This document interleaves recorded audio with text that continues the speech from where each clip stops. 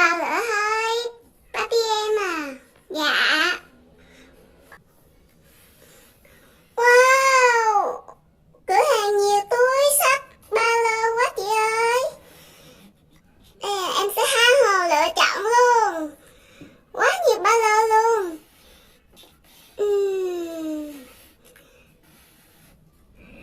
Bên đây có một chiếc túi tote màu đen đây.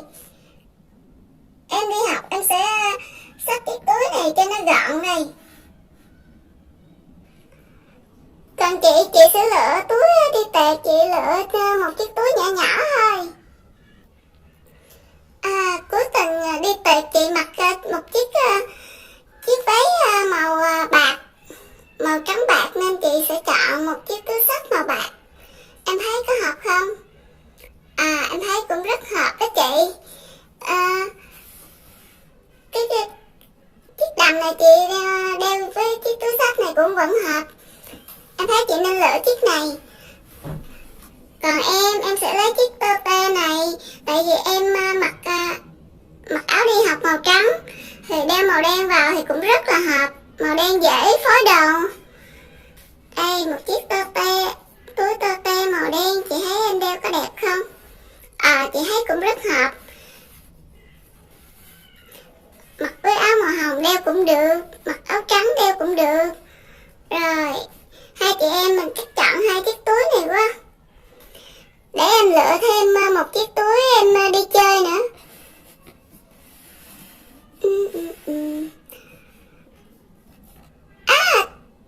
Trên cao em thấy có những cái túi trái cây rất là dễ thương chị Barbie à. Ôi, mùa hè nắng nóng này mà chúng ta đeo những cái túi trái cây này vào thì nhìn nó sẽ tươi mát hơn. Em sẽ thử một chiếc túi trái cây, chị cũng thử luôn đi Barbie. Được rồi, để chị lấy xuống, hai chị em mình mang thử coi đẹp không ha.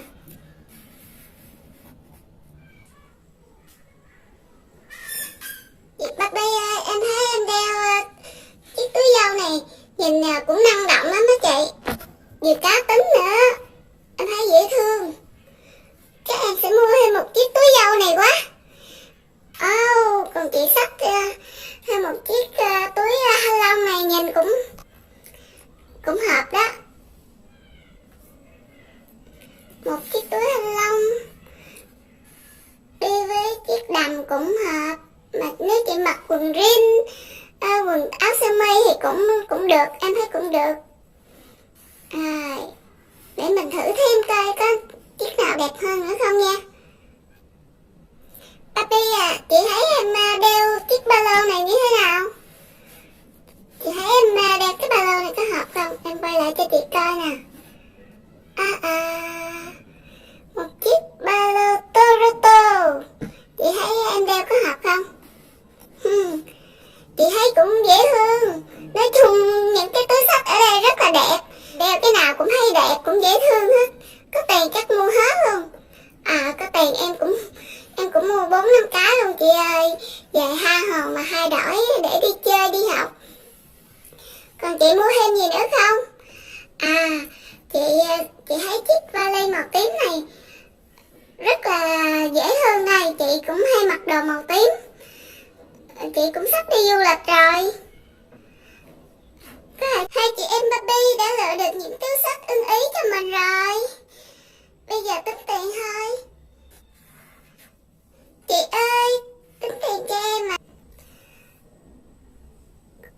Của Barbie em, cái ba lô 15k, cái túi tote 10k là 25, túi xách 10k nữa là 35, vali 20k là 55.000, tổng cộng của em 55.000.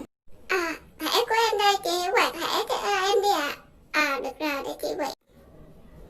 Các em đưa túi xách cho chị đựng vào giỏ để mang về cho gọn gàng nào. Dạ. Chị sẽ bỏ những cái túi này vào, còn vali lớn quá các em hãy đẩy không về nha. Cảm ơn hai em nhiều. Chị có website của chị có in ở trên cái túi xách đó. Hai em hãy truy cập vào website đó để tìm kiếm thêm những sản tuần. Và các em hãy giới thiệu bạn bè đến mua giúp chị nha. Túi của chị luôn luôn cập nhật mẫu mới vào hàng tuần. Cảm ơn các em rất nhiều. Hẹn gặp lại các em. Các em hãy nhớ giới thiệu cho bạn bè biết nha. Chị em Barbie đã mua xong túi xách rồi. Các bạn muốn vui chơi cùng búp bê, hướng dẫn làm loại ba lô hay túi xách nào thì hãy vào bình luận ở bên dưới. Kênh vui chơi cùng búp bê sẽ hướng dẫn các bạn một cách chi tiết cách làm những chiếc ba lô xinh xắn này nha. Còn các bạn nào cũng muốn mua thì hãy vào đường link Zalo, Facebook ở phần mô tả